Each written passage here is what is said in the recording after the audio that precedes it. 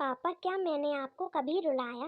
बिटिया बड़ी हो गई। एक रोज उसने बड़े सहज भाव में अपने पिता से पूछा, पापा, क्या मैंने आपको कभी रुलाया?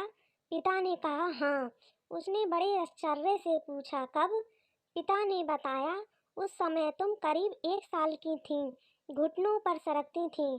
मैंने तुम्हारे सामने पैसे, पेन और खिलौना रख दिया, ताकि मैं ये देखना चाहता था कि तुम तीनों में से किसे उठाती हो।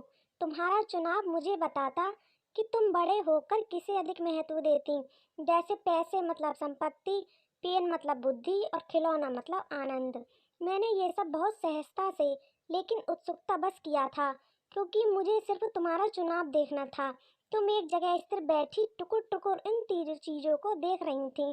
मैं तुम्हारे सामने उन वस्तुओं की दूसरी ओर खामोश बैठा बस तुम्हें ही देख रहा था। तुम घुटनों और हाथों के बल सरकती आगे बढ़ी। मैं अपनी सांस रोके तुम्हें ही देख रहा था, और क्षण भर में ही तुमने तीनों चीजों को आजू बाजू सरका दिया और उन्हें पार करती हुई आकर सीधी मेरी गोद में बैठ गई। मुझे ध्यान ही नहीं रहा कि उन तीनों वस्तुओं के अलावा तुम्हारा एक चुनाव मैं भी तो हो सकता था। वो पहली और आखिरी बार था बेटा, जब तुमने मुझे बहुत रुलाया। भगवान की दी हुई सबसे अनमोल धरोहर है बेटी। क्या खूब लिखा है एक पिता ने।